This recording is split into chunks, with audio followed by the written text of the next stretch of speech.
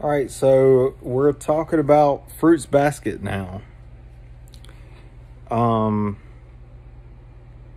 it's it's an old anime that was based off of a manga that's gotten re-released as a new anime, and for me personally, all three of them are great.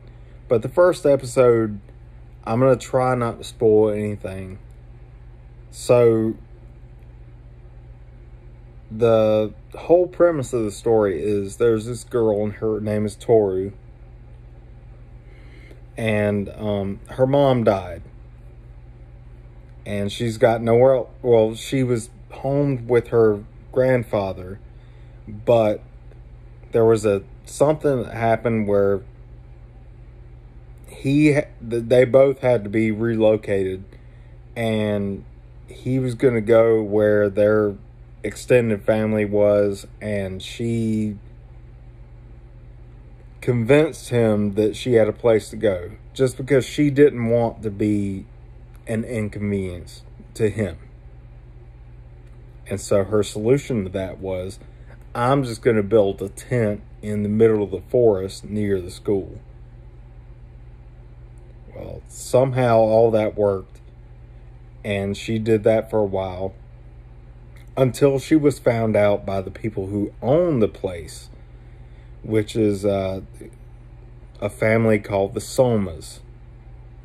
And there's a weird thing about them that nobody around there really cares to figure out, because they're very good to the community. They don't bother nobody. They're always very active in things that are going on. So there's no really any reason for them to. It's almost kind of like the Cullens and the Twilight. Like, they're there. They're weird. They don't hurt nobody. They help everybody. So why mess with them? That's the kind of vibe that I get when I re-watch this stuff. But so yeah, so they find out that she's living in a tent on their property, and they're like, okay, first off, that's funny, which it isn't. Secondly, you shouldn't be living in a tent. Why don't y'all come to our house and, have a life? And she's like, no, I couldn't possibly impose that on you, and this, that, and the other. And then they still insist at least she spend the night. And then there's like an avalanche that crushes her tent where she would have been. And she's freaking out. She's like, no, my mother. And she's talking about a picture of her mother. Can't breathe. I mean, like, that's the only thing she's got. So they dig it out and they bring it back to her. And she's like, how did you dig that out of this mud pile? And then it's found out that there's a curse on the family of the Somas, where all of them are like part of the zodiac. Mouse, cat, dog, snake, we'll get through all of it if I end up finishing the series. But so there's a scene right before she passes out where Yuki, which is the younger, he's like very feminine looking, he's like, oh, I won't be alone. Because the other guy is like, are you going to dig it out? No, I won't be alone. And then the door opens and it's like a billion rats. So, I mean, if you can put two and two together, you're the rat. So he can obviously do something with rats. And they dig out all of her possessions and bring them back. They don't show any of that, but so that's done. And then in the morning, whenever she's like waking up and freaking out, like, but my mom. He's like, no. Here she is. And he brings her the portrait of her mom.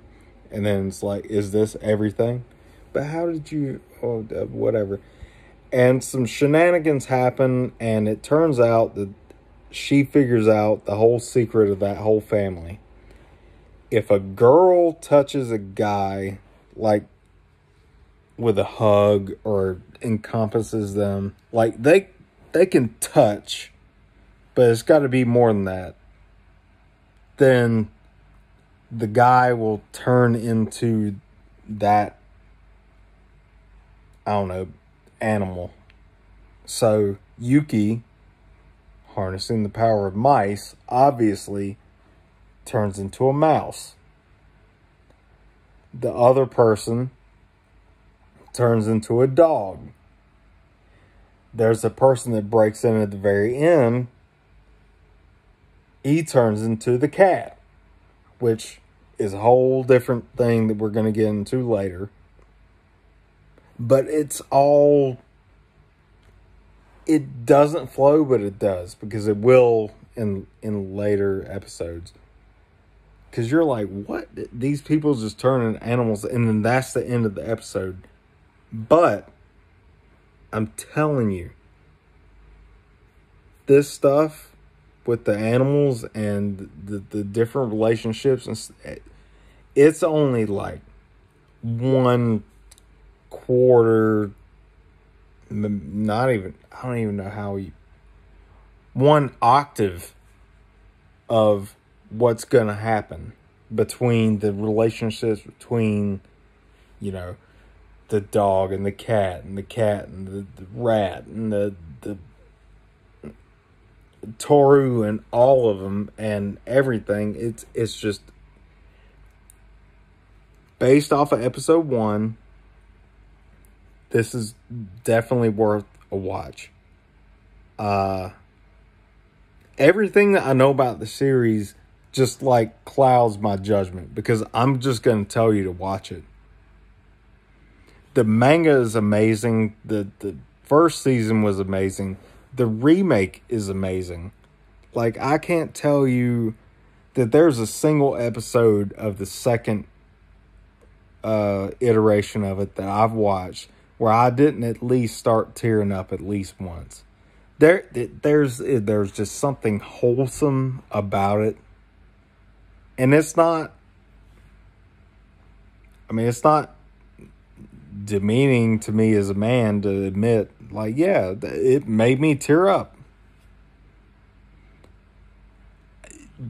For the people that know me in real life, they know that I don't care about shit. So that's a very high marker that a lot of things in real life don't even touch.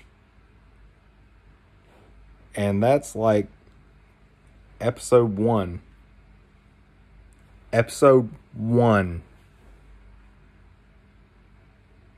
out of, I don't know, there's probably like almost 50 now. So that just gives you, if you want a little slice of life thing that's going to make you feel good at the end, you can probably watch this.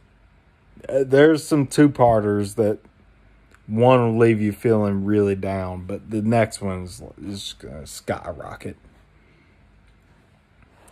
All right.